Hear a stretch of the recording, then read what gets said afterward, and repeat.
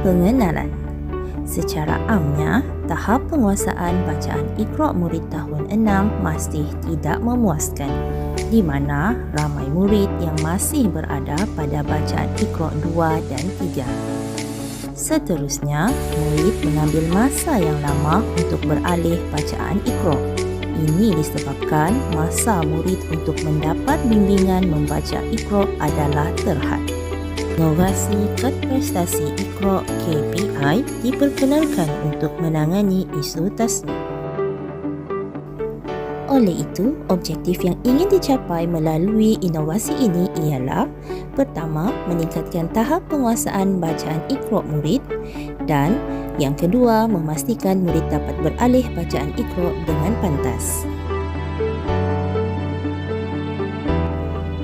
Reka bentuk inovasi ini ialah menggunakan kad kertas keras yang terdiri daripada 6 kad yang mewakili Iqra' 1 hingga 6. Setiap kad mengandungi nota ringkas dan juga catatan rekod bacaan murid. Kos bahan yang terlibat dalam pembinaan inovasi ini ialah 1 rem kad kertas keras yang berharga RM20 yang dapat menghasilkan 100 kad KPI, dan juga ink printer yang berharga RM35. Kaedah atau cara pelaksanaan. Inovasi ini menggunakan pendekatan mentor-mentee. Murid akan dibahagikan kepada beberapa kumpulan kecil yang akan diketuai oleh murid yang boleh membaca Al-Quran yang bertindak sebagai mentor. Mentee akan dibekalkan dengan 1 kad KPI mengikut tahap bacaan Iqra' masing-masing. Mentor akan mentasmik mentee semasa PDP tasmik atau pada bila-bila masa. Mentor akan membimbing mentee dan hanya akan menurunkan tanda tangan sekiranya mentee telah lancar bacaannya. Sekiranya murid telah menyelesaikan semua bacaan mengikut Iqra' mereka, guru akan membuat penilaian akhir sebelum berpindah ke Iqra' seterusnya. Murid yang berpindah bacaan ke Al-Quran akan diberikan sijil dan ganjaran semasa perhimpunan sekolah. Seterusnya, kita beralih kepada impak atau hasil yang diperolehi daripada pelaksanaan inovasi kad prestasi Iqra'. Selepas pelaksanaan KPI pada bulan Mei 2023, hasil yang positif dan memberangsangkan dapat dilihat melalui graf tahap penguasaan bacaan Iqra' murid. Berdasarkan graf, jumlah murid yang berada pada Iqra' 2 pada bulan April telah menunjukkan tren menurun yang sangat ketara pada bulan Jun, di mana pada bulan April seramai 13 orang murid masih berada di Iqra' 2, dan pada bulan Jun, jumlah murid yang berada di Iqra' 2 telah menurun kepada 4 orang sahaja.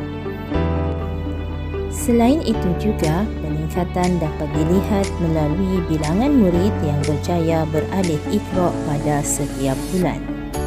Ini dapat dilihat melalui paparan graf perbandingan peningkatan tahap bacaan Iqra' sebelum dan selepas penggunaan KPI. Graf menunjukkan peningkatan yang sangat ketara pada bulan Mei, iaitu sebanyak 32% berbanding pencapaian pada bulan sebelumnya, iaitu hanya 6%. Secara keseluruhannya, impak yang diperoleh daripada pelaksanaan KPI ialah: pertama, murid dapat meningkatkan tahap penguasaan bacaan Iqra'. Yang kedua, murid dapat menguasai setiap Iqra' dengan lebih pantas. Yang ketiga, murid lebih bersemangat untuk menghabiskan bacaan Iqra'. Yang keempat, murid melibatkan diri secara aktif semasa PDP. Dan seterusnya, ianya mewujudkan budaya membaca Iqra' di sekolah pada bila-bila masa dan di mana-mana sahaja.